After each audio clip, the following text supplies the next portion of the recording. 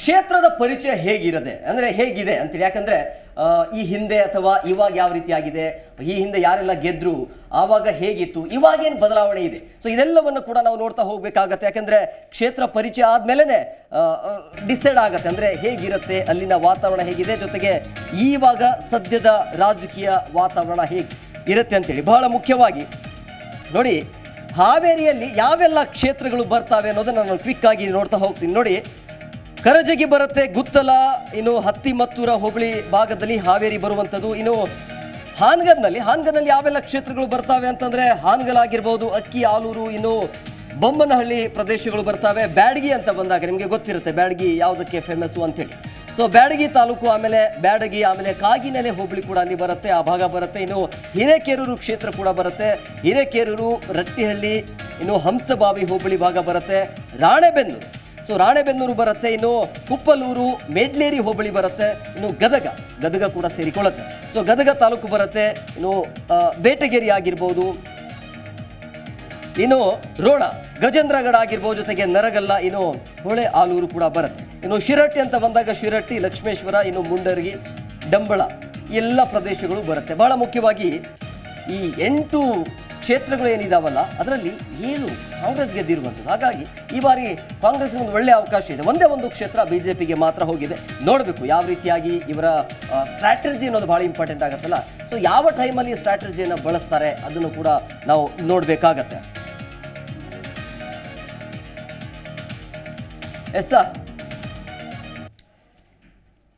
S ಬಹಳ ಮುಖ್ಯವಾಗಿ ಈಗಾಗಲೇ ಕೂಡ ನಾವು ಕ್ಷೇತ್ರ ಪರಿಚಯವನ್ನು ಮಾಡಿದ್ದೀವಿ ಸರ್. ಸೊ ಇಲ್ಲಿ ನನಗೆ ಎಲ್ಲೋ ಒಂದು ಕಡೆ ಅನಿಸಿದ್ದು, ಕ್ಷೇತ್ರ ಪರಿಚಯ ನೋಡಾದ್ಮೇಲೆ ಇಲ್ಲಿ ಜಾತಿವಾರು ನಿರ್ಣಾಯಕ ಅನಿಸುತ್ತಾ ಈ ಕ್ಷೇತ್ರದಲ್ಲಿ? ಇವಾಗಲ್ಲ, ಈ ಹಿಂದಿನ ಎಲ್ಲ ಚುನಾವಣೆಗಳನ್ನು 2008ರಿಂದ 2008ಕ್ಕೆ ಇದು ಪುನರ್ವಿಂಗಡಣೆ ಆಯಿತು. ಮೊದಲು ಧಾರವಾಡ ದಕ್ಷಿಣ ಮತಕ್ಷೇತ್ರ ಇತ್ತು, ಲೋಕಸಭಾ ಕ್ಷೇತ್ರ. ಆಮೇಲೆ ಅದನ್ನು ಪುನರ್ವಿಂಗಡಣೆ ಮಾಡಿದರು. ಆವತ್ತಿಂದ ಇವತ್ತಿನವರೆಗೂ ಸಹಿತ ಅಲ್ಲಿ ಬಿ ಜೆ ಪಿಯೇ ಆಯ್ಕೆ ಆಗ್ತಾಯಿದೆ. ಶಿವಕುಮಾರ್ ಉದಾಸಿ ಅವರೇ ಅಲ್ಲಿ MP ಆಗ್ತಾಯಿದ್ದಾರೆ. ಯಾಕೆ ಆಗ್ತಾಯಿದ್ದಾರೆ? ಯಾಕೆ ಅಂತಂದರೆ ಅಲ್ಲಿ ಮತ್ತೆ ನೀವು ಹೇಳಿದ ಹಾಗೆ ಜಾತಿ ಮತಗಳೇ ವರ್ಕೌಟ್ ಆಗ್ತವೆ. ಇಡೀ ಮತಕ್ಷೇತ್ರದಲ್ಲಿ ನೀವು ನೋಡಿದಾಗ ಹಾವೇರಿ ಲೋಕಸಭಾ ಮತಕ್ಷೇತ್ರದಲ್ಲಿ ಸುಮಾರು 6.8 ಲಕ್ಷ ಲಿಂಗಾಯತ ಮತ ಹೋಗ್ತದೆ. ಅದಕ್ಕೆ ಇಲ್ಲಿ ಲಿಂಗಾಯತರನ್ನೇ ಅಲ್ಲಿ ನಿಲ್ಲಿಸ್ತಾರೆ. ಈ ಸಾರ್ತಿಯೂ ಸಹಿತ ಇಬ್ಬರು ಸಹಿತ ಲಿಂಗಾಯತ ಮತಸ್ಥರೇ ಆಗಿದ್ದಾರೆ. ಮೊದಲನೇದಾಗಿ ಅಲ್ಲಿ ಇರ್ತಕ್ಕಂಥ ಬೊಮ್ಮಯ್ಯವರು, ಆಮೇಲೆ ನಮ್ಮ ಆನಂದ ಸ್ವಾಮಿಗಳು, ಗಡದೇವ್ರ ಮಠದವರು, ಇವರಿಬ್ಬರೂ ಸಹಿತ ಒಂದೇ ಸಮುದಾಯದವರಾಗಿರೋದ್ರಿಂದ ಇವರು ಎಲ್ಲರ ಒಂದು ಲೆಕ್ಕಾಚಾರ ಏನಂದರೆ ಅಲ್ಲಿರ್ತಕ್ಕಂಥ 6.8 ಅಂತ ಅಂದಾಜು ಒಂದು 7 ಲಕ್ಷ ಏನಿದೆ, ಈ 7 ಲಕ್ಷ ಅನ್ನೋದು ಅರ್ಧದಷ್ಟು, ಅಂದರೆ 17 ಲಕ್ಷ ಅಲ್ಲಿ ಮತದಾರರು ಇದ್ದರೆ ಅದರಲ್ಲಿ ಮತ ಚಲಾಯಿಸೋರು 74% ಹೋದ ಸತಿ ಮತ ಚಲಾವಣೆ ಆಗಿರೋದು. ಅದರ ಅರ್ಥ ಏನು ಅಂತಂದರೆ 17ರಲ್ಲಿ ಒಂದು 12 ಲಕ್ಷ ಮತ ಚಲಾವಣೆ ಆಯಿತು ಅಂತಂದರೆ ಅದರಲ್ಲಿ ಅರ್ಧದಷ್ಟು ಇವರೇ ಇದ್ದಾರೆ, ಲಿಂಗಾಯತರೇ ಇದ್ದಾರೆ. ಸೊ ಆದ್ದರಿಂದ ಲಿಂಗಾಯತರ ಮತಗಳ ಮೇಲೆ ಇವರು ಕಣ್ಣನ್ನು ಇಟ್ಟಿದ್ದಾರೆ. ಪ್ರತಿ ಸಾರ್ತಿಯೂ ಸಹಿತ ಅಲ್ಲಿ ಯಾವ ಪಕ್ಷ ಅಧಿಕಾರಕ್ಕೆ ಬರಬೇಕು, ಯಾವ ಪಕ್ಷದ ಉಮೇದುವಾರ ಲೋಕಸಭೆಗೆ ಆಯ್ಕೆ ಮಾಡಬೇಕು ಅನ್ನುವುದನ್ನು ಅಲ್ಲಿರ್ತಕ್ಕಂಥ ಲಿಂಗಾಯತ ಮತ ಸಮುದಾಯವೇ ಆಯ್ಕೆ ಮಾಡ್ತಾ ಬಂದಿದೆ ಇಲ್ಲಿವರೆಗೂ. ಇದನ್ನು ನೀವು ಗಮನಿಸ್ತಾ ಹೋಗಿ. ಚುನಾವಣೆಗಳು 2008 ಚುನಾವಣೆ, 2013 ಚುನಾವಣೆ, ಅದರಂತೆ 2019 ಚುನಾವಣೆ ಮತ್ತು ಈಗ ಇರತಕ್ಕಂಥ 2024 ಚುನಾವಣೆ. ಸೊ ಎಲ್ಲದರಲ್ಲೂ ಸಹಿತ ಇದೇ ವರ್ಕೌಟ್ ಆಗ್ತಾ, ಸ್ಟ್ರಾಟಜಿ ವರ್ಕೌಟ್ ಆಗ್ತಾ ಇದೆ. ಆದ್ದರಿಂದ ಅಲ್ಲಿ ಲಿಂಗಾಯತ ಮತಸ್ಥರು, ಆದರೆ ಈ ಸರ್ತಿ ಸಿನಾರಿಯೋ ಬೇರೆ ಇದೆ ಈ ಸರ್ತಿ. ಯಾಕಂದರೆ ಲಿಂಗಾಯತ ಮತಸ್ಥರಲ್ಲಿರ್ತಕ್ಕಂಥ ಈ ಪಂಚಮಶಾಲಿಗಳು ಅಂತಿದ್ದಾರೆ, ಅವರು ಹೆಚ್ಚು ಬಹುಸಂಖ್ಯಾತರಲ್ಲಿ. ಈ ಪಂಚಮಶಾಲಿಗಳು ಈ ಸದ್ಯಕ್ಕೆ ಸ್ವಲ್ಪ BJPಯಿಂದ ಮುನಿಸ್ಕೊಂಡ್ಬಿಟ್ಟಿದ್ದಾರೆ. ಯಾಕಂತಂದರೆ ಅವರಿಗೆ ಮೀಸಲಾತಿಯ ಬಗ್ಗೆ ದೊಡ್ಡ ಹೋರಾಟಗಳನ್ನು ಮಾಡಿದರು. ಅವರು ಮೀಸಲಾತಿ ಸಿಗಬೇಕು ಅಂತ ಹೇಳಿದರು. ಆದರೆ ಬಸವರಾಜ ಬೊಮ್ಮಾಯಿ ಅವರು ಇನ್ನೇನು ಅಧಿಕಾರ ಇಳಿಯುವ ಕೊನೆಯ ಹಂತದಲ್ಲಿ ಅವರಿಗೆ ಮೋಸ ಮಾಡಿಬಿಟ್ರು, ಫಾಲ್ಸ್ ಫಾರ್ವರ್ಡ್. ಸೊ ನಮಗೆ ದಿಕ್ಕು ತಪ್ಪಿಸ್ಬಿಟ್ರು ಅನ್ನುವ ಒಂದು ಸಿಟ್ಟು ಇದೆ ಅವರಿಗೆ. ಸೊ ಆದ್ದರಿಂದ ಈ ಸರ್ತಿ ಈ ಲಿಂಗಾಯತ ಮತಗಳು ಎಷ್ಟು ಹೊಡಿತವೆ, ಪಂಚಮಶಾಲಿಗಳು ಹೇಗೆ ಇವರು ಹಿಂದೆ ಸರಿತಾರೆ, ಇದ್ರ ಮೇಲೆ ನಮಗೆ ಹಾವೇರಿಯಲ್ಲಿ ಯಾರು ಬರ್ತಾರೆ ಅನ್ನೋದು ಡಿಪೆಂಡ್ ಆಗಿರುತ್ತೆ. ಯಾಕಂದರೆ ಈಗ ಅಲ್ಲಿ ಸಮಸ್ಯೆ ಏನಾಗಿದೆ ಹೇಳ್ತೀನಿ ನಿಮಗೆ, ನಿಮ್ಮ ಜಾತಿಯ ಲೆಕ್ಕಾಚಾರದಲ್ಲಿ. ಈಗ ಕುರುಬ ಮತಗಳು ಅಲ್ಲಿ ಈ ಈಶ್ವರಪ್ಪರ ಮಗನ ನಿಲ್ಲಿಸಬೇಕು ಅಂತ ಒಂದಿಷ್ಟು ಕೆಲಸ ಶುರು ಮಾಡಿದರು. ಅವರು ಓಡಾಡ್ತಾ ಇದ್ರು ಆಯ್ತಾ. ಈ ಕುರುಬರಲ್ಲಿ ಕಾಂಗ್ರೆಸ್ ಕುರುಬರು ಬೇರೆ ಇದ್ದಾರೆ, ಆಮೇಲೆ BJP ಕುರುಬರು ಬೇರೆ ಇದ್ದಾರೆ, ಸಪೋರ್ಟರ್ಸ್. ಸೊ ಈ ಸರ್ತಿ ಆಗಿರ್ತಕ್ಕಂಥ ಸಮಸ್ಯೆ ಏನಂತಂದರೆ ಈ BJP ಸಪೋರ್ಟರ್ಸ್ ಏನು ಕುರುಬರು ಇದ್ದರು ಅವರು ಈ ಸರ್ತಿ ಒಂದು ಸರ್ತಿ ಈಗ ಕಾಂಗ್ರೆಸ್ ಬೆಂಬಲಿಸುವ ಸಾಧ್ಯತೆಗಳಿದ್ದಾವೆ. ಯಾಕೆ ಅಂತಂದರೆ ಈಶ್ವರಪ್ಪರಿಗೆ ಅನ್ಯಾಯ ಆಗಿದೆ, ಅವ್ರ ಮಗನಿಗೆ ಕೊಡಬೇಕಾಗಿತ್ತು, ಕೊಟ್ಟಿಲ್ಲ, ಅವ್ರು ವಿಧಾನಸಭೆಯಲ್ಲಿಯೂ ಇಲೆಕ್ಷನಲ್ಲೂ ಅವ್ರು ಮೋಸ ಮಾಡಿದ್ದಾರೆ ಅಂತ ಕೆಲವು ಒಂದು ಸೆಕ್ಟರ್ ಇದೆಯಲ್ಲ ಕುರುಬರು ಅವರು ಹಿಂಸಲಿಯುವ ಸಾಧ್ಯತೆಗಳಿದ್ದಾವೆ. ಈ ಹಾವೇರಿ ಅಂತ ನೋಡಿದಾಗ ಈ ಬಾರಿಯಲ್ಲಿ ಕಾಂಗ್ರೆಸ್ಗೆ ಪ್ಲಸ್ ಪಾಯಿಂಟ್ ಅನ್ನು ಕೂಡ ಹೇಳ್ಬೋದು. ಯಾಕಂದರೆ 7 ಕ್ಷೇತ್ರ ಅವರ ಕೈವಾಡ ಇದೆ, ಅಂದರೆ ಅವರೇ ಅಧಿಕಾರದಲ್ಲಿರೋದು. ಸೊ ಒಂದೇ ಒಂದು BJPಗೆ ಇದೆ. ಹಾಗಾಗಿ ಇದು ಒಂದು ಅವರಿಗೆ ಒಂದು ಪ್ಲಸ್ ಪಾಯಿಂಟು. ಜೊತೆಗೆ ಈ BJPಯಲ್ಲಿ ಆಗಿರುವಂಥ ಕಿತ್ತಾಟಗಳು ಏನಿದಾವಲ್ಲ, ಅಂದರೆ ಇಲ್ಲಿ ಈಶ್ವರಪ್ಪ ಅವರು ಕೂಡ ಹೋರಾಟವನ್ನು ಮಾಡಿದರು, ಕೊನೆಗೆ ಅವರಿಗೆ ಕೈ ತಿಪ್ತು. ಸೊ ಈ ಎಲ್ಲ ನೋಡಿದಾಗ ಸಹಜವಾಗಿ ಇಲ್ಲಿ ಪ್ಲಸ್ ಪಾಯಿಂಟ್ ಆಗ್ಬೋದು ಕಾಂಗ್ರೆಸ್ಗೆ. ಎಂ ಕುಮಾರ್, ನಾನು ಮೊದಲ ರಿಮಾರ್ಕ್ಸಲ್ಲಿ ಒಂದು ಹೇಳಿಕೆಯನ್ನು ಕೊಡಬೇಕಾಗತ್ತೆ. ಇದು ಅಡ್ಜಸ್ಟ್ಮೆಂಟ್ ಕ್ಯಾಂಡಿಡೇಟ್ ಅಂತ ಒಂದು ಮೊದಲ ಆರೋಪ ಇದೆ.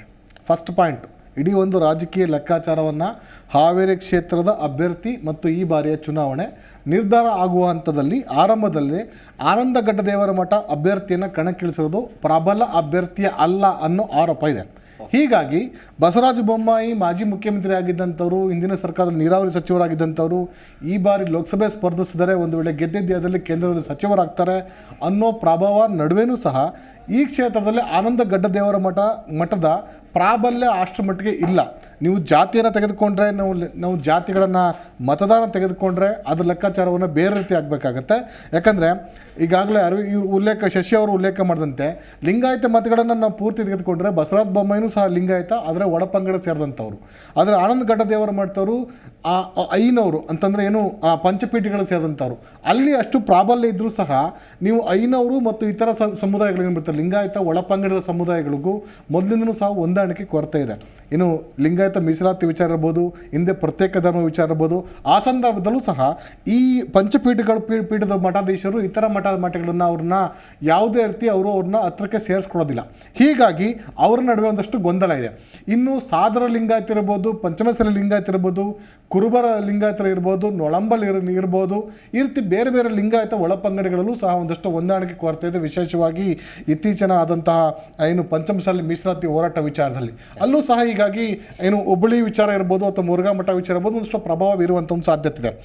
ಇನ್ನು ಮೂರನೇದಾಗಿ ಆನಂದಗಡ್ಡದೇವರ ಮಠ ಅವರ ತಂದೆ ಸಹ ಮಾಜಿ ಶಾಸಕರಾಗಿದ್ದಾರೆ. ಶಿರಾಟಿ ವಿಧಾನಸಭಾ ಕ್ಷೇತ್ರದಲ್ಲಿ ಅವರು ಸಹ 2 ಬಾರಿ ಗೆದ್ದಿದ್ರು. ಆನಂತರ ಶಿರಾಟಿ ಲೋಕಸಭಾ ಕ್ಷೇತ್ರ ಅಥವಾ ವಿಧಾನಸಭಾ ಕ್ಷೇತ್ರ ಅಂತೂ ಅದು ರಿಸರ್ವ್ ಕಾನ್ಸ್ಟಿಟ್ಯೂನ್ಸಿ ಆದ ಕಾರಣಕ್ಕೋಸ್ಕರ ಅವ್ರಿಗೆ ಅವಕಾಶ ಸಿಕ್ಕಲಿಲ್ಲ. ಹೀಗಾಗಿ ತುಂಬ ದಿನಗಳ ನಂತರ 3 ಬಾರಿ ಕಾಂಗ್ರೆಸ್ ಹೀನಾಗಿ ಸೋತ ನಂತರ ಈ ಬಾರಿ ಆನಂದಗಡ್ಡದೇವರ ಮಠಕ್ಕೆ ಟಿಕೆಟ್ ಕೊಡಲಾಗಿದೆ. ಹಿಂದೆ 2 ಬಾರಿ ಮುಸ್ಲಿಂ ಅಭ್ಯರ್ಥಿ ಅಂತ ಸಲೀಂ ಅಹಮದ್ಗೆ ಟಿಕೆಟ್ ಕೊಡಲಾಗಿತ್ತು. ಸಲೀಂ ಅಹಮದ್ಗೆ ಟಿಕೆಟನ್ನು ಯಾಕೆ ಕೊಡ್ತಾ ಇದ್ದಾರೆ? ಅತಿ ಹೆಚ್ಚು ಮುಸ್ಲಿಂ ಮತಗಳು ಸಹ ಸುಮಾರು 3 ಲಕ್ಷ ಮುಸ್ಲಿಂ ಮತಗಳಿವೆ.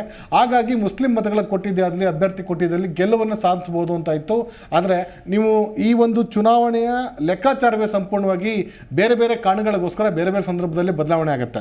ಇನ್ನು ನಾವು ಅಭ್ಯರ್ಥಿಗಳನ್ನು ತೆಗೆದುಕೊಂಡಿದ್ದರಲ್ಲಿ ಬಸವರಾಜ ಬೊಮ್ಮಾಯಿಗೆ ಒಂದಷ್ಟು ಪ್ಲಸ್ ಪಾಯಿಂಟ್ಗಳಿವೆ. ಇನ್ನು ಆನಂದಗಡ್ಡದೇವರ ಮಠಕ್ಕೆ ಅಷ್ಟೊಂದು ಪ್ಲಸ್ ಪಾಯಿಂಟ್ ಇಲ್ಲ. ಇವರು ಬೇಸಿಕಲಿ ಗದಗ ಜಿಲ್ಲೆ ಸೇರ್ತಾರೆ. ಇಲ್ಲಿ ಹಾವೇರಿ ಮತ್ತು ಗದಗ ಎರಡೂ ಸಹ ಜಿಲ್ಲೆ ಸೇರಿ ಈ ಒಂದು ಲೋಕಸಭಾ ಕ್ಷೇತ್ರ ಬರ್ತದೆ. ಇನ್ನು ಹಾವೇರಿ 5 ಜಿಲ್ಲೆ 5 ಕ್ಷೇತ್ರ, ಅದೇ ರೀತಿ ಗದಗ ಜಿಲ್ಲೆಯ 3 ಕ್ಷೇತ್ರ ಬರ್ತವೆ. ಹೀಗಾಗಿ ಇವರಿಗೆ ಈ ಒಂದು ಹಾವೇರಿ ಜಿಲ್ಲೆಯಲ್ಲಿ ಅಷ್ಟೇನು ಹೋಲ್ಡಿಂಗ್ ಇಲ್ಲ ಅಥವಾ ಒಡನಾಟ ಇಲ್ಲ. ನೀವು ಸಂಪೂರ್ಣವಾಗಿ ಇಲ್ಲಿ ಸ್ಥಳೀಯ ಶಾಸಕರನ್ನ ಡಿಪೆಂಡ್ ಆಗಬೇಕಾಗತ್ತೆ. ಆ ಒಂದು ಕಾರಣಕ್ಕೋಸ್ಕರ ಈ ಕ್ಷೇತ್ರದಲ್ಲಿ ಆನಂದಗಡ್ಡದೇವರ ಮಠದವರು ಅವ್ರಿಗೆ ಟಿಕೆಟನ್ನು ಈಗ ಕೊಟ್ಟಿರೋ ಕಾರಣಕ್ಕೋಸ್ಕರ ಆ ಒಂದು ಕ್ಷೇತ್ರದಲ್ಲಿ ಪ್ರಾಬಲ್ಯವನ್ನು ಬೆಳೆಸ್ಕೋಬೇಕು ಮತ್ತು ವಿಶ್ವಾಸನ ಗಳಿಸಬೇಕು ಅಂತ ಸ್ವಲ್ಪ ಕಷ್ಟ ಸಾಧ್ಯ ಆಗುತ್ತೆ. ಇನ್ನು ಬಸವರಾಜ ಬೊಮ್ಮಾಯಿ ಅವ್ರುಗಳು ಇದೇ ವಿಷಯವನ್ನು ಹೋಲಿಸ್ಕೊಂಡ್ರೆ, ಬಸವರಾಜ ಬೊಮ್ಮಾಯಿ ಅವರು ಮಾಜಿ ಮುಖ್ಯಮಂತ್ರಿ ಆಗಿದ್ದರು, ಅವ್ರ ತಂದೆ ಮುಖ್ಯಮಂತ್ರಿ ಆಗಿದ್ದರು, ಹಿಂದೆ ನೀರಾವರಿ ಸಚಿವರಾಗಿ ಒಂದಷ್ಟು ಕೆಲಸವನ್ನು ಮಾಡಿದ್ದಾರೆ ಮತ್ತು ಯಾರೂ ಸಹ ಯಾರನ್ನ ವಿರುದ್ಧವನ್ನು ಕಟ್ಕೊಂಡಿಲ್ಲ. ಬಸವರಾಜ ಬೊಮ್ಮಾಯಿ ಒಂದು ಸಾಫ್ಟ್ ಹಿಂದುತ್ವ ಮತ್ತು ಸಾಫ್ಟ್ನೆಸ್ ಯಾವುದೇ ಒಂದು ವಿಷಯ ತಂದರೂ ಸಹ ಅವರು ನೇರವಾಗಿ ಅಕ್ಸೆಪ್ಟ್ ಮಾಡುವಂಥ ಪ್ರತಿಯೊಬ್ಬ ಸಾಮಾನ್ಯ ಜನರಿಗೂ ನಿಲುಕುವಂಥ ಒಂದು ವ್ಯಕ್ತಿತ್ವ ಆಗಿದೆ. ಆ ಒಂದು ಕಾರಣಕ್ಕೋಸ್ಕರ ಬಸವರಾಜ ಬೊಮ್ಮಾಯಿದು ಪ್ಲಸ್ ಪಾಯಿಂಟ್ ಆಗಿದೆ. ಇನ್ನು ಉಳಿದಂತೆ ಬೇರೆ ಬೇರೆ ರಾಜಕೀಯ ಲೆಕ್ಕಾಚಾರವನ್ನ ಇನ್ನಷ್ಟು ನಾವು ವಿಶ್ಲೇಷಣೆ ಮಾತಾಡೋಣ. ಅಂದ್ರೆ ನೀವು ಹೇಳ್ತಾ ಇದ್ರಿ ಈ ಬಾರಿ ಚಾಲೆಂಜ್ ಇದೆ, ಸುಲಭ ಅಲ್ಲ, ಫೈಟ್ ಅಂತೂ ಇದ್ದೇ ಇರುತ್ತೆ ಅಂತ. ಜಿ ಕನ್ನಡ ನ್ಯೂಸ್ ಈಗ ನಿಮ್ಮ ಮನೆಯಲ್ಲೇ ನೋಡಿ. ಎಲ್ಲ ಕೇಬಲ್ಗಳಲ್ಲಿ ಈಗ ಲಭ್ಯ.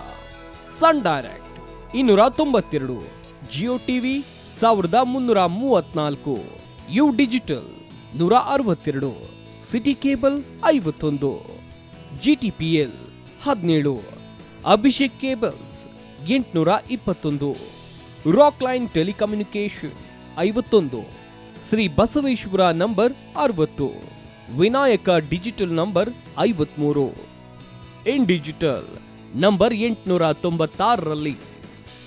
ನಿಮ್ಮಿಸ್ತದ ಜಿ ಕನ್ನಡ ನ್ಯೂಸ್ ನೋಡಿ ಆನಂದಿಸಿ.